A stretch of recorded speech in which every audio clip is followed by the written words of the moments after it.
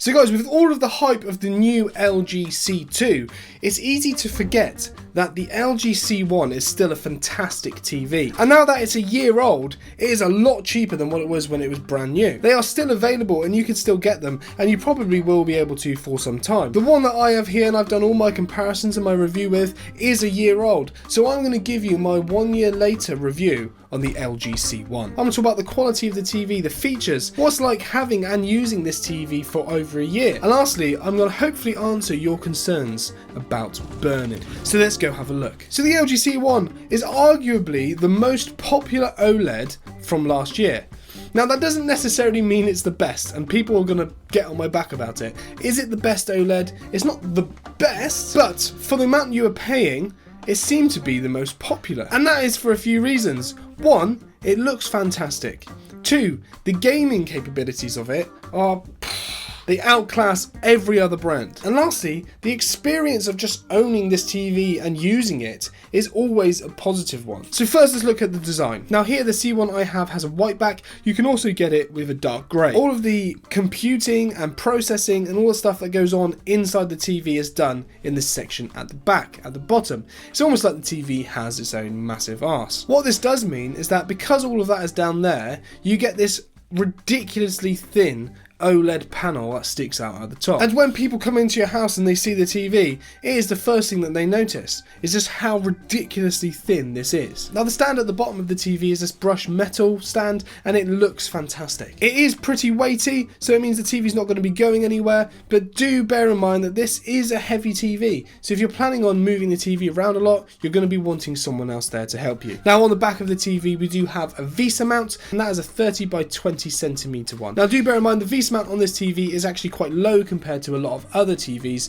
so if you have your bracket set up for a certain TV, you might want to consider potentially having to move them. Now one of the ports are either on the back or the side of the TV, and one of the key benefits of this TV is the HDMI 2.1 ports. Now HDMI 2.1 is a standard of HDMI that allows the signal passing through to be 120 Hz and 4K, or 60 Hz and 8K. Now as this TV is only a 4K TV, it does have a refresh rate of 120 Hz. Now that paired up with a response time of about 1 millisecond, this TV is one of the best available for gaming. I'm comparing it to gaming monitors where that's their main purpose. This TV is up there with the best of those. Now not only do we have HDMI 2.1 ports, but we actually have 4 of them. Now I don't have 4 devices here that need HDMI 2.1, but if you have the new Xbox and the new PS5, then you're already going to be needing 2. If you have a gaming PC, that's your 3rd slot taken up. So having 4 is a little bit overkill, but it does future-proof you in case more devices start supporting it in the future. Now, the TV runs on LG's WebOS. This has been updated from the previous year, where it was just a bar that popped up. Now it does take over your whole screen when you're going through the menus. As much as I don't particularly like it, and I don't like how the home menu is very crowded, it does work. There are tons of features for you to easily navigate across the TV. Most of the stuff is accessible from that homepage. And as I learned from my last review, where I thought you could only use shortcuts that were on the bottom of the remote, you can also set your own shortcuts for any app just by holding a button on the top. Now along with WebOS, we get a ton of really helpful, useful features. First of all, the TV supports things like AirPlay, so you can remotely send things to your phone without the need of like an Apple TV or something. It also supports things like Amazon Alexa and Google Assistant, which means you can use those assistants by pressing the buttons on the remote, and you can also use those assistants on other devices in your home to control the TV. Now, unfortunately on the C1, we don't have features like picture-in-picture. That is on the C2, although at this stage isn't currently working. So if that's a feature that you're dead set on having, then unfortunately it's not present here on the C1. Now what LG is very good at is constantly updating their TVs with new firmware. And this is what happened last year after about 6 months, is that they brought in an update with a new game optimizer menu. And what's great about that is that when you're playing games, it gives you all these extra settings to mess around with that can tweak the game's performance and picture quality, and it can do it really easily. Now enough of the boring stuff. What does it look like? Well, ultimately, it is a fantastic image. As far as OLEDs go, it is definitely up there with the best of them. The image is ridiculously sharp and clear. The infinite black of having an OLED is just absolutely mind-blowing, and if you've never seen an OLED, I encourage you to go out and test one, because oh my word, it changes how you watch TV. Now, as much as I am loving on the picture quality, it is not the best picture quality out there of all OLEDs. For example, the Sonys tend to handle things like colours better, and the LG C1 does suffer from a bit of black crush in some of the shadow detail. Now, for an OLED, the TV is actually pretty bright. It doesn't have the EVO panel of this year's C2 or last year's G1, but even though it's still pushing about 700 nits on a 10% window. Now, unless you're in a ridiculously bright room, this TV is going to be more than bright enough. If you are watching the TV in some sort of garden terrace or in a room with more windows than you know what to do with, then this TV is going to struggle for things like reflections. It's like watching a mirror in those circumstances. But those are pretty extreme circumstances for where you're going to put a TV. And if you're in any sort of normal living room, this TV is going to be more than bright enough for you. Now, I briefly mentioned colour. As much as the picture quality is very, very good, from comparing this to other TVs and comparing it to the new C2, I've actually noticed that the colour on it isn't actually the best. Now, it's by no means bad, and actually it still looks very, very good, but from seeing the upgrades in this year's TV, it doesn't necessarily handle things like the reds as good as it possibly could, but that is pretty much the only issue when it comes to colour. Other than that, it handles itself pretty well. Now, what about motion?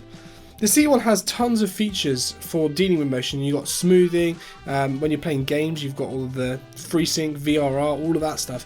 So on a general account, this TV handles itself pretty well. The only downside I think it has is that motion smoothing is pretty extreme. As much as you do have a slider where you can sort of up the anti-judder, the slider is pretty pointless. As soon as you have any anti-judder on, you're going to be at a pretty high level of anti-judder, which you think probably wouldn't sound bad, but what it does do is it does emphasize things such as soap opera effect. So if you're particularly susceptible to that, do bear that in mind. There are different TVs that handle that better. That being said, I don't have any issue with things like soap opera effect and stuff like that. I'm much more susceptible to seeing judder, so I'm quite happy to switch on the smoothing and just leave it at that, and it doesn't really bother me. And if you're anything like me, honestly, you won't care. So the highlight of this TV is the gaming, and that is because it supports things like AMD FreeSync, Nvidia G-Sync, VRR, and ultimately, if you're looking for an OLED for gaming, you cannot ignore this TV. There's going to be the best gaming TV that you can buy out there for the amount of money that you're probably planning on spending. Now, as much as last year's Sony TVs have had an update to allow for VRR, it still doesn't quite match up to the C1. So if you are a gamer, don't ignore this. Now, one of the fears of buying an OLED TV, and I constantly see this in the comments all of the time, is burn-in. I'd never buy an OLED because of burn-in. I'm only ever going to buy an LED TV. Burn-in is too much of a risk. Ultimately, me and people in my family have had OLEDs for quite a while, and burn-in has never really been an issue. But after the first year on this TV, this is what the TV looks like. And as you can see, there is absolutely no evidence of the screen deteriorating in the slightest. And now, I use this TV for a lot of things. One of those things is gaming, where there's heads-up displays. And one of the things that this TV has done a lot of in its life is been stuck on the news, where there's logos and there's bars that run across the screen constantly in the same place. And normally the news is left on this TV probably more than it should be. I've not been careful with it. I've not really been trying to stop it getting burn-in.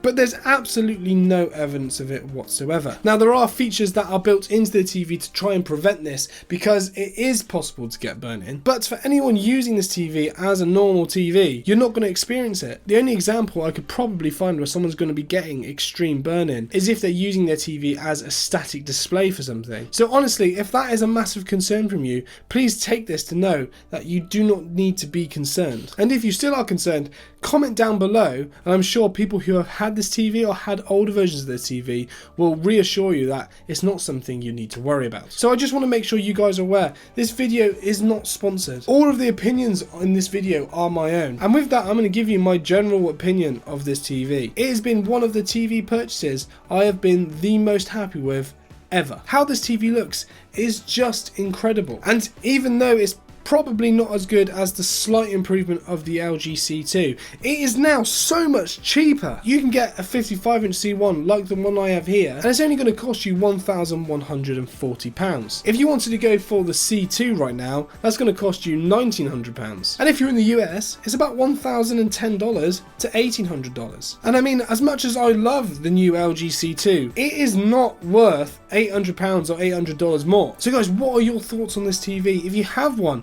do you agree with me? Do you disagree with me? Pop it all down in the comments below, and I look forward to having a conversation with you there. Click this video to see my review of this year's LG C2, and I'll see you in the next one.